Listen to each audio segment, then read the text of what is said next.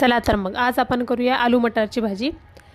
कारण आता मार्केटमध्ये खूप मटार आलेले आहेत. तर त्यासाठी मी प्रथम कढई घेतली. कढईमध्ये 3-4 हिरव्या मिरच्या टाकल्या, त्या छानपैकी तेलामध्ये फ्राय करून घेतल्यात.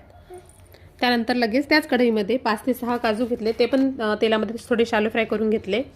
लगेच त्यानंतर एक मोठा कांदा, त्याचे मोठे मोठे काप केले होते, तोही छानपैकी तेलामध्ये थोडासा शालो फ्राय करून घेतला. तुम्ही बघू शकता व्हिडिओमध्ये. अशा प्रकारे आपल्याला तो तेलामध्ये छानपैकी परतून घ्यायचा आहे, खरपूस असा. त्यानंतर लगेच त्यामध्ये आपल्याला टाकायचं आहे टोमॅटो. जवळपास एक किंवा दीड टोमॅटो समजा मोठा, तो टोमॅटो आपल्याला टाकायचा. त्याचे पण मोठे मोठे काप करायचे. त्याचबरोबर त्यामध्ये मी लसूणसुद्धा टाकला टोमॅटोसोबत, चांगला स्मॅश झालेला.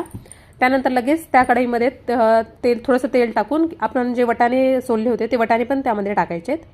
त्यानंतर लगेच आता आपल्याला याचं वाटण तयार करून घ्यायचं आहे.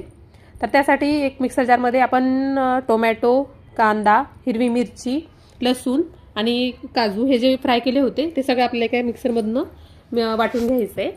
आणि शेवटी त्यामध्ये थोडीशी कोथिंबीर टाकायची आहे. नंतर लगेच आता आपण भाजी करायला घेऊयात.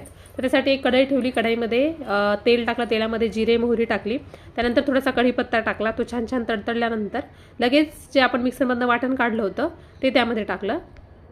तर इथे तुम्ही लक्षात घेऊ शकता की जसं आपण त्यात वाटण टाकलं तर थोडा वेळ आपल्याला थांबायचं. त्यामुळे काय होते, आपण त्या वाटणाला थोडीशी तरी यायला सुरुवात होते, तेल आप तेल सुटते. तसं झालं की लगेच त्यामध्ये थोडीशी हळद, तिखट, मीठ आणि थोडासा मी रेडीमेड पनीर मटारचा मसाला टाकलेला आहे. त्यामुळे टेस्ट खूप छान आलेली आहे. तर त्यामुळे तो थोडासा मसाला टाकायचा आहे. त्यानंतर थोडंसं चवीनुसार मीठ टाकायचं आहे आणि छानपैकी मिक्स करून घ्यायचं जोपर्यंत तो मसाला छानपैकी शिजत नाही तोपर्यंत.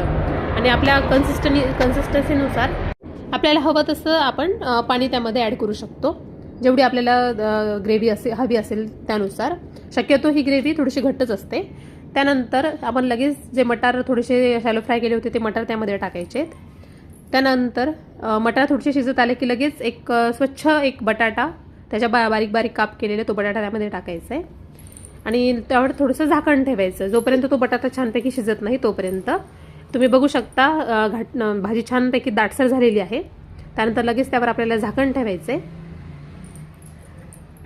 झाकण ठेवल्यानंतर थोड्या वेळाने तुम्ही बघू शकता किती छानपैकी ग्रेव्ही दिसते आपली आणि बटाटा पण छान शिजलेला आहे.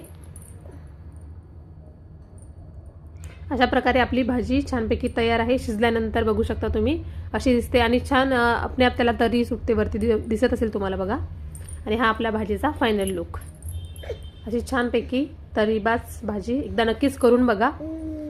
या दिवसात तर करायलाच हवी.